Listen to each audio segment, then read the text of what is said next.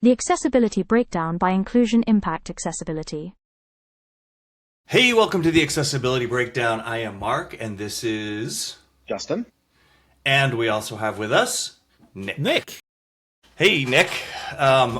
Every week we pay tribute to those who stand out to us as leading by accessibility by picking 3 topics that strike us in some way.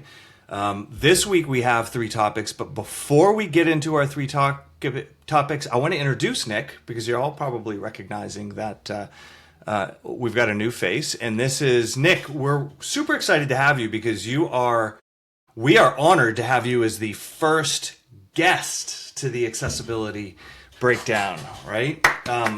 Something we hope to continue doing. And I think it's just, Nick and I go way back. We've been working together, and Accessibility Advocates gets together for many years now. So it's just exciting to me, Nick, that you're the first new voice and face on the Accessibility Breakdown. Can you tell everyone a little bit about yourself, what you do? And, I can. And your own podcasting too, please? Yep. But first I have to say, I didn't know I was going to be the first, so it's both exciting and daunting. You're going to be fine. But yeah, so yeah, I'm Nick Steenhout. I am an accessibility guy. I've been working in accessibility since the early 1990s, initially in the built environment. I'm a wheelchair user, and the ADA had just come in, so I was doing a lot of building accessibility audits and training, and I also was interested in digital stuff, so I was building websites, and suddenly my accessibility needs in the real world clashed with my understanding of building websites, and I haven't looked back. So I've done quite a bit. I've worked with, mom and pop shops, and I've worked with airlines. So I've done a lot of work. I think my biggest fun is doing training and teaching people about accessibility. I've done that through, obviously, corporate events, but also conference speaking and all that. I run 2 podcasts. One is the Accessibility Rules podcast. That's been dormant for a while, but I have 165 episodes all up between the 2 series. I think the series that excites me most these days is the Accessibility Rules Soundbite, where I interview disabled people about the barriers they face on the web, because I think that when people hear it in the words of disabled people, exactly what the impact is, it makes a difference. And I've just started a new podcast which has nothing to do with accessibility, but it's about disability and creativity and identity, and it's called The Work Between. So that's me in a nutshell. Great. Thank you for that. And we're going to make sure that we link to all those podcasts and stuff, Nick, from the podcast page here. And I want to say that with your new podcast, right, I've got to thank you, because you invited me to come on that, not as a guest, but to flip roles with you, which was a really cool concept, and be a host, so that you could talk about your work between. That was fun. And my goodness, Justin, was this a good time? I can't explain why, but just because it's all about people's art and why they do art, and them and so much more, right? Like their whole kind of who they are and why they do what they do, and the things that have impacted and influenced. And we talked about art, and we talked about the martial arts, and we talked about accessibility, and we talked about so much stuff. It was a lot of fun. So that has not dropped yet. When it does, we'll make sure that we send it out there. But you should check out all of Nick's podcasts, because they're very, very good, and they're very cool. All right, well, so we're here for a purpose, and that is to break down accessibility for people. And we've got 3 articles that we want to talk about today. So I'm going to go over those 3 articles really quickly, and then we'll dive into the first one. Sound good, everyone? All right, beautiful. So the 3 articles we have today are 3 Stoic principles for better web accessibility, and this is by Steve Frenzel, and I'm hoping I pronounced that correctly. I love this concept. I love this angle to write this from, so I'm particularly excited to talk about that. And then what became a little bit of a theme here for the articles, the next one is your carousel isn't showing more content, it's hiding it. And this is by a woman named Diana who writes under Accessibility Explained with Diana. And then the third one we're going to talk about today is called Not Every Supplier Who Says, in quotes, accessibility and inclusion actually means it. And this is by Christian Link. Am I reading that right? Or is my brain playing with me? So let's dive into the first one. The Stoic Principles for Better Web Accessibility. Justin, why don't you give us the quick breakdown of this one and we'll get into it. Yeah, so this is a blog post. The author of this one, Steve Frenzel, so he was listening to a podcast where he was interviewing this guy, Arthur Brooks, was interviewing Ryan Holiday about his book. And he was kind of, which is about the Stoic principles. And he was kind of like really kind of started to have this light bulb moment of how the Stoic principles kind of can be used or applied to accessibility and particularly his work in accessibility. And so he went kind of through, and there's a lot of different Stoic principles. And for those that don't know, Stoic principles were, they're kind of become a fad within the past couple of years. Well, maybe not necessarily a fad, but they've kind of reemerged the past couple of years. And they're typically principles around self-development, courage, wisdom, like kind of building yourself up and having a good foundation for everyday life. And they originally come from like Marcus Aurelius and like some of those Roman folks from, thousands of years ago. The old guys. The old guy. The old guard. I always thought of Stoic principles as almost like Zen or Taoism, but in that Western kind of Roman like a Western approach. Yeah. But it's that sort of you get that same kind of like quips of wisdom and self improvement. Yeah, but what I liked about this article is, one, I'm not a huge, I listen to a couple of podcasts that talk about Stoicism. One of them are from Ryan Holiday. And so it kind of always sits in the back of my mind. I'm not not walking around my house in a toga and trying to become one. But it's welcome to the TMI section of the accessibility breakdown. But what I like about I always love looking at accessibility through a different lens. With Stoicism is kind of starting to make its inroads, and I would guess where this is kind of getting more of a fan base type thing is a lot of people in technology and, dare I say, technology bro culture is kind of picking up on some of the Stoic principles. And so anything that might reframe accessibility into language or some way of communicating to folks in a way that they already get, that they already understand, I like it. That's always a thing for me. I love different perspectives, different lenses to view the same thing that I've been looking at for years. So I agree.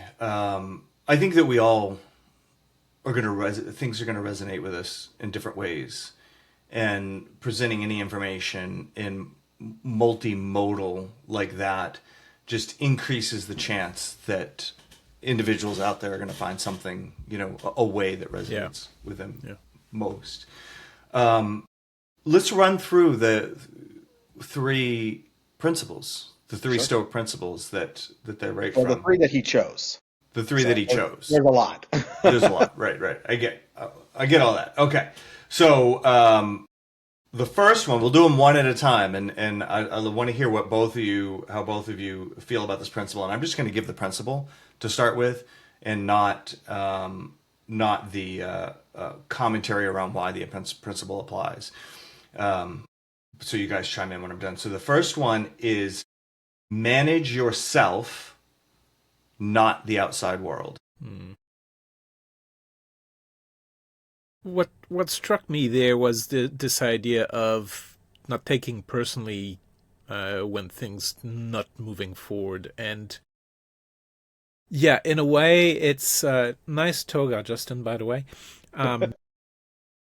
I was looking into the article. I didn't see that. In a way, for me, I mean, it's super important. You can't take it personally because then it's going to destroy you, and it ties into a lot of discussion around burnout in our field. So many people are burning out, and I think partly is because people are taking it personally.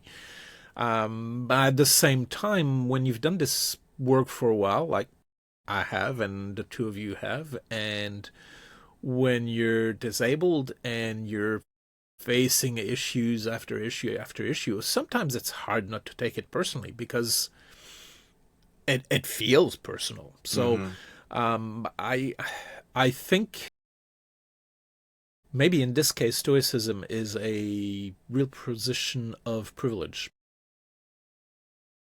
Yeah, I think for me you hit the nail on the head, Nick.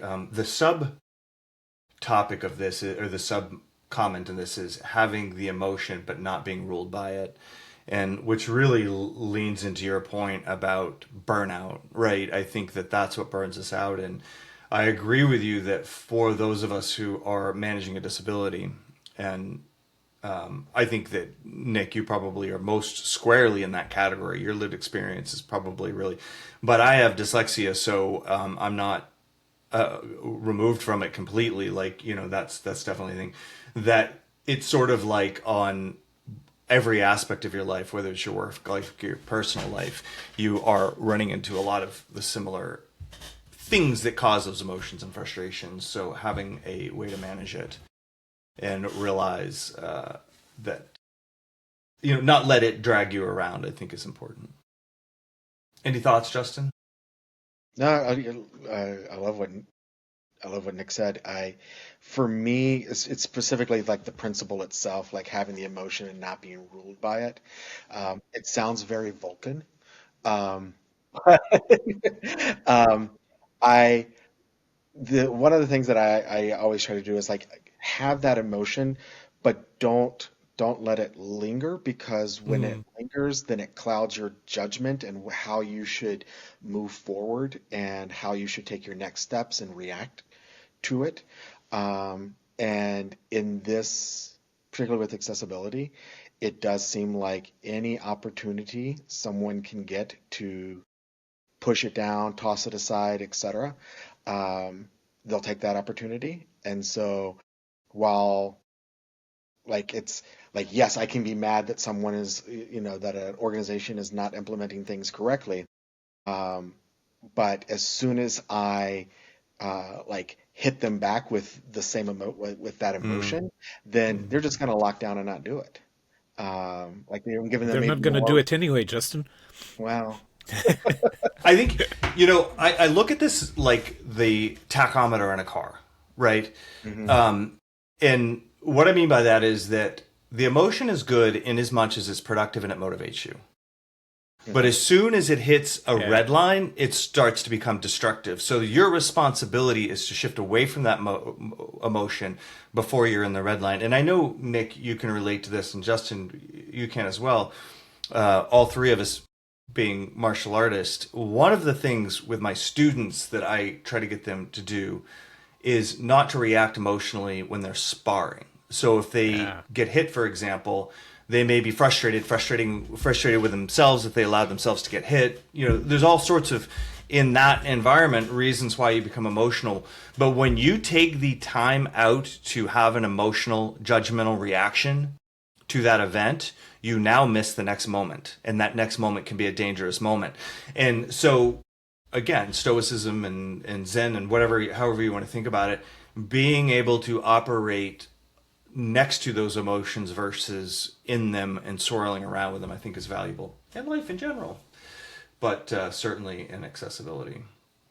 All right, so the next one, and I've got an eye on the time here. Choose virtue over comfort. You want to start on that one, Justin? Wait, I think you skipped one. Did I? Get out of here. No, I didn't. Yeah, you did. I did. I skipped the one that I skipped. Because that was my favorite everything is an opportunity.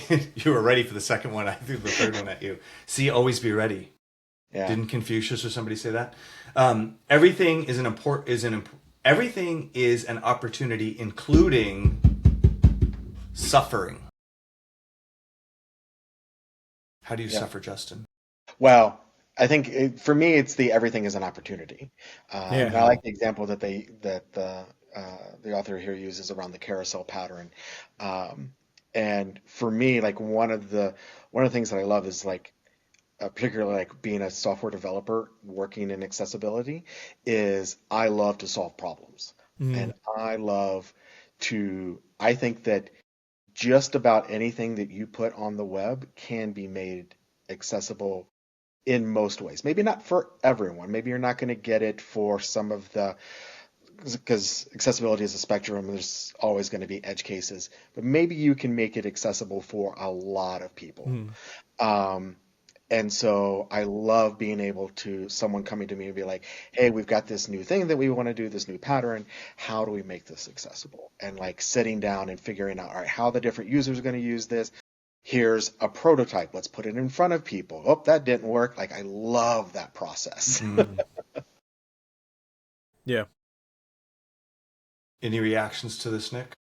Yeah, I think that this idea of everything's an opportunity is important for me, and I get frustrated sometimes. You know, I've worked with so many clients and so many devs and so many designers and so many QA that you end up hearing the same question regularly, and you're explaining the same fix, and instead of getting upset with that, it's coming to realize that, well, if there's a lack of knowledge that is so universal, maybe it's an opportunity for us to actually explain A, why it's a problem, and B, how do you fix it, even if it's a very simple fix.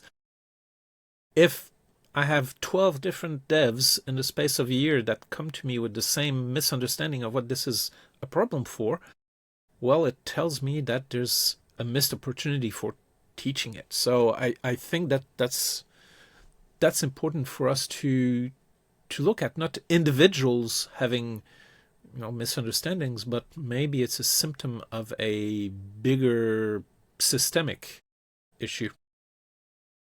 Yeah, I think this resonated with me slightly different. I completely agree with everything both of you said. And the sub sort of heading of this is the obstacle is the way. But I almost thought of it like I think about my kids, right? Or my students or whatever it is, in the sense that I might deliver a message only to have that message fail or be ignored in the moment. But that doesn't necessarily take away the value of me delivering that message. And I think we see it with our kids when you think you've been talking to a brick wall. I don't know, for those of you who have had teenagers out there, or were a teenager, or have seen a teenager, or have used AI, because AI acts like a teenager. You know what I'm talking about, where you get, they half listen, or you just feel like you're talking to a wall, and then one day they come to you and they say something, or they do something, and you think, my gosh, that did sink in a little bit. They were listening, right? And sometimes just the opportunity to say what you need to say is enough, and you don't need a big win in the moment for that to carry value and to be an opportunity, which I don't think is different from what you guys are saying, but that's kind of how it struck me. All right, the last one is choose virtue over comfort.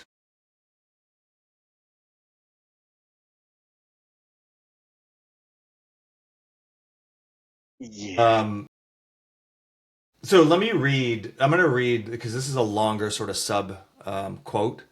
And this is a quote by Marcus Aurelius, who you mentioned, Justin, at the top of this, from his book Meditations 5.1, for anybody who wants to look it up. Pop that into the web and you'll find it, or you can look it up if you have the book. On those mornings you struggle with getting up, keep this in mind. I am awakening to the to the work of a human being. Why then am I annoyed that I'm going to do what I'm made for, the very thing for which I was put into this world? Or was I made for this? To snuggle under the covers and keep warm. It is so pleasurable. Were you then made for pleasure? In short, to be coddled or to exert yourself? The simplest way, I really like this one, right? Because it's sort of like a don't always take the path most well worn. That if it is difficult, if maybe you don't feel like you're making progress, maybe you don't want to do it because you've got burnout, like Nick pointed out, but none of that means that difficult thing is the wrong thing to head towards. That sometimes ignoring all of that comfort and feeling, and just by habit, by rote, by knowing it's what you're supposed to do, you head in that direction. Realizing that ultimately, through your whole life's work, everything you do, that this will have an impact on it. That's kind of what I pulled from that. And I think for accessibility professionals, that's kind of a good daily thing to think about, right? Like, you do wake up and you do have burnout, and I know there's many days that I would rather keep the covers over my head than get out of them, and have to manage the same things that I've managed day after day. It's funny, I used to have a poster a long time ago, one of those motivational poster of a sail ship against the background of a massive dark storm cloud, and it said, no, a ship in port is safe from the storm, but it's not what it was built for. That's a great analogy. I love that. And it ties that thought for me. I keep showing up day after day. I don't want to do it some days. I'm just, I think we have all flirted with burnout, but the reality is we got to do it, because if we don't do it, who else is going to do it? And we want to leave the world a better place. I mean, I know it's cliche and blah, blah, blah, right. but the reality is I will feel satisfied if the world is more accessible after I've gone through. Yeah.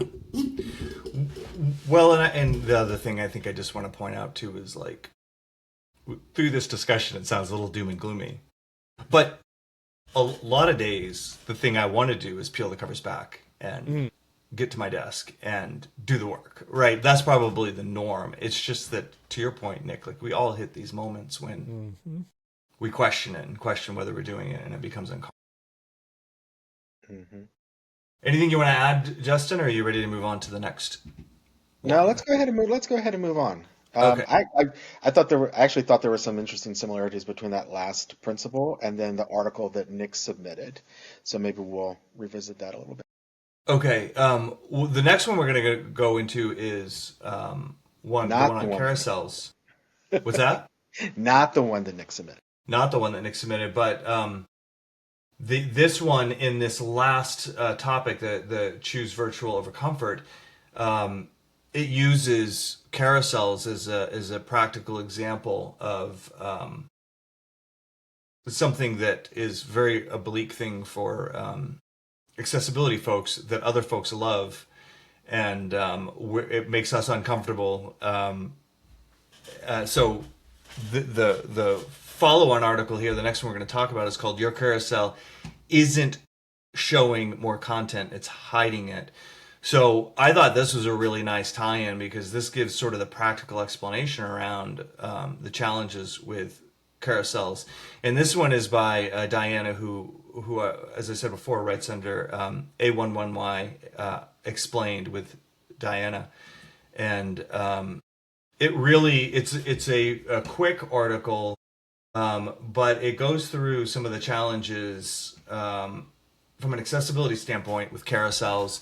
But also, it makes a really good point about like, hey, marketing people and everybody else that loves this carousel, it might not be doing what you think it's doing. And she points to some research that says like 90 something percent of people, I'll look at the exact numbers in a minute, but they see the first thing and they sort of ignore the second thing. And this desire we have for the carousel to be able to add a lot of messages and content to a page, in reality, is probably not coming across that way to the user. You guys are probably both much more qualified to talk about this because you're both way more technical than I am. So I'd love to hear what you all think about the article and carousels in general. Yeah, I thought it was a good article. I mean, I think it is what's nice about it is that it is concise and it is something that you can print it out, and putting that in air quotes, and hand it to director of marketing, your customer success people, whoever is asking for that carousel. Like, it very specifically points out, here's the problem statement, here's why you shouldn't do it, and if we do have to do it, here's the hurdles that we have to jump through in order to make it accessible to everyone. Yeah. And why we have to do that. So I like that it kept it very direct, very succinct. It's also the first article on carousels I've read in a while that hadn't linked to the Should I Use a Carousel website. I have to say, I cannot get away from that should I use a carousel.com. Jared did amazing work. I really love that. To me, this article was great because it did have a technical aspect. All right, if we've exhausted every other avenue that, no, actually we shouldn't use one, here's how we do it. In a way, it's like going back to what you were saying. I don't even know if we were on record or not, Justin, but you said, we can make just about everything accessible if we put our minds to it. So, we can do that. But I like this question of, is it because we can do it that we should do it? Right. And I think that really, that's a really good message that comes through from that post. I agree. And there is a lot of practical advice. There's checklists. So I think the message resonates even better for exactly what you said, Nick, because they say like, hey, do you need this? Right? It may not be doing what you want. And then they go on to say, this is how you do it if you've got to do it. Nielsen Norman Group found that users overwhelmingly interact with the first slide while subsequent slides are ignored. She links to that, so that's interesting. And then the first large-scale eye-tracking study of carousel interfaces found that people browse carousel layouts differently than traditional web pages, changing many assumptions. And then she talks about the 508 requirements around carousels. Bottom line is you got to have controls on them. If they go by themselves and you can't stop them, that's not good. You've got to be able to stop them. You've got to be able to go back to content. But even if you put all that in place, maybe rethink whether this is really achieving what you want it to achieve, I think is the one thing that I would like. Yeah. I would love to see. I'd love to see an article like that because I like it's concise. It's something I can hand somebody that explains everything. Mm-hmm. But like, here's alternatives. Like, you want a carousel. If you want a carousel because it does X, here's a pattern to choose instead. If you're choosing it because of Y, here's a different pattern that you may use. So here's some alternatives you may consider as alternatives to carousels based on why you're choosing to implement this in the first place. Yeah. Well, I think you just maybe Ella explained with Diana. I think Justin just came up with your part 2 of this article. No, that's a good point, and I'm not so sure that the space was available for that here, but that would be a great addition and follow up. All right, let's get into this final one here. This one was really super interesting, I thought. Not every supplier who says accessibility and inclusion actually means it, and this was from, is it Christian? Am I reading that? I don't know why am I. Christian Link. What's that? Christian Link. Christian Link. And so Christian sort of makes the point that there's a lot of people, a lot of companies like us, right? Us being Justin and I out there that do this work called accessibility, but they're not all created sort of equal. And just because they have, and I love that she used words I have in my title, my company name. But just because those words are in there doesn't necessarily mean that the company's following those principles. So Nick, I would really love to hear because you probably deal with this more than we do, because you're in a position of talking to these companies often and needing their services. I'd really love to hear what resonated for you in this article. There's a couple of things. First, I see a lot more and more people and companies on LinkedIn especially that are talking about accessibility, and if you've been around accessibility for a while, you start seeing the flavor of this. It's like, yeah, they're having the right wording, but do they actually know what they're talking about? And then you scratch a little bit and you see this post about PDF accessibility, and there's a massive AI generated infographic with no alt text, right? So that's little bits of symptoms that make me anyway question how does a company actually understand accessibility? Are they just aware of whether it's the European Accessibility Act or whether it's the DOJ Title II ruling or HHS or all the new things that are starting to loom over companies? Are people trying to cash in on it and don't actually know what they're doing? I'm seeing some of that. And the other part of the article that really resonated with me is this idea of nothing about us without us.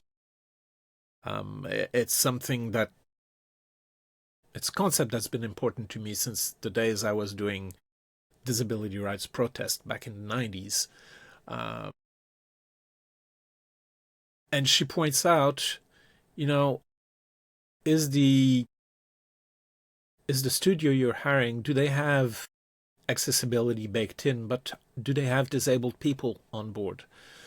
How can we have training about accessibility given by people that don't have the lived experience? Which I really love the idea. At the same time, this becomes for me a little bit of a what do I do about this? Because, well, I'm disabled. I use a wheelchair. I have arthritis.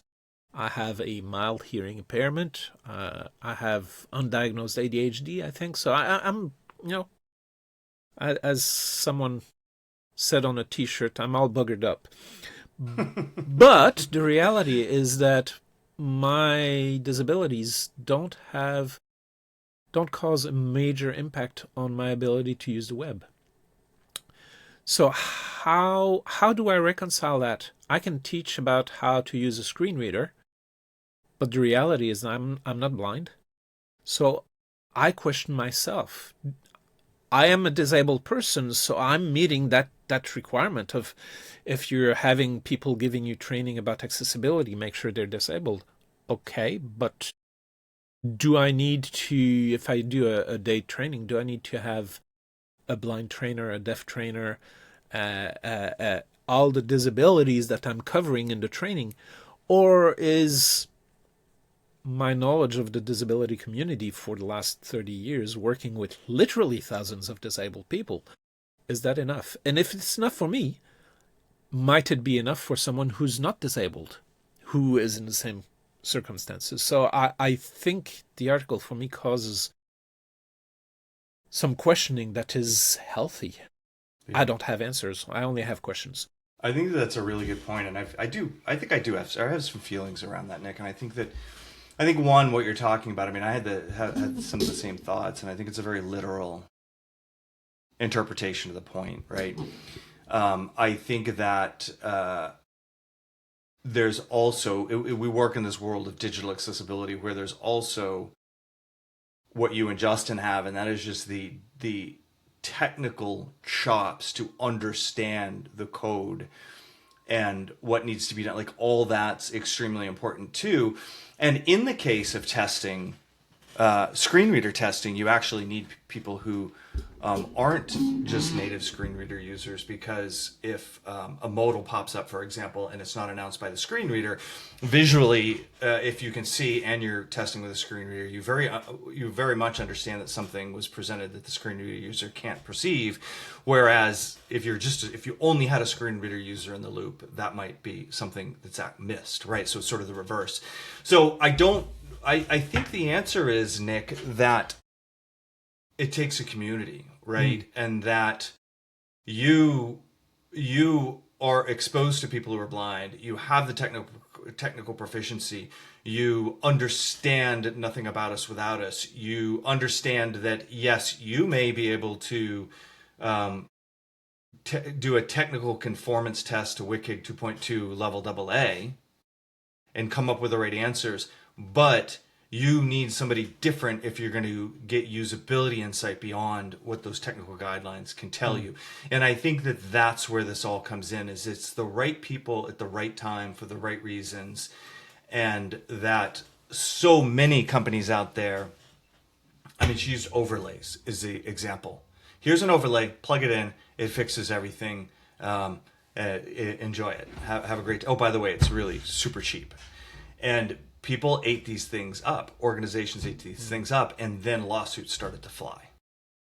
For false marketing, for people started to go after the companies that were using them, knowing that they didn't have a full solution. Like, all this bad stuff happened, and that is a case where you have one of two things going on. You have zero people with disabilities in the loop, or the people that are in the loop are there for value signaling and are not legitimately in the loop, which is the other side of this that drives me absolutely mental, is when the people with disabilities are on the marquee, but they're not really truly part of the solution. And that's not how that works, you know? So anyways, I'm going to be quiet because I could keep going, but I think anything that challenges you, Nick, is good, and I think you're good, if my opinion matters to you at all. But I think it's important for us to be asking ourselves these things all the time. Justin? Same, a lot of the same thoughts that you both shared about that. It's that, as someone who myself doesn't have a disability, I don't check any of the boxes, so to speak. But as a caregiver to someone with a disability, I feel like I'm kind of like in by association. Like, hey, I know a guy, which when I read articles like this, and there's been a lot of these articles, especially I feel like over the past year and a half, I always kind of read them and I'm like, I feel not necessarily attacked, but it's like, oh, well, I'm not getting it. Like, I get the article, I understand the article, and I'm, cheering for the article, but then I also feel excluded from the article. And I know that's not the intent. It's the intent about the community and everything that you kind of mentioned, Mark. But at the same time, I can't help but feel a little bit excluded from that.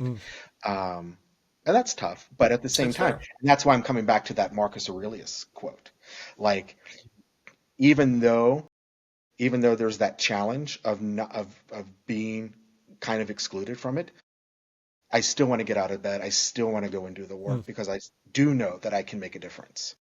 So Yeah, and I'll say again for both of you that I did not read that intention in the article, like in the subtext of the article, and I think that, by the way, Christian Link, like, what an incredible subject to tackle, and I think to manage every single nuance is almost impossible, and I think that the reaction you're getting from some of us is inside of those nuances that are hard to handle, but I think that because you're a caregiver of a child that has a disability, Nick, because you've got experience as a person with a disability, even though it may not directly relate to the web, and because of my dyslexia and ADD, it helps us understand how that community should be put together to create a successful situation versus, hey, I'm a consultant that's come into this company out of nowhere that didn't know what a screen reader was a few minutes ago,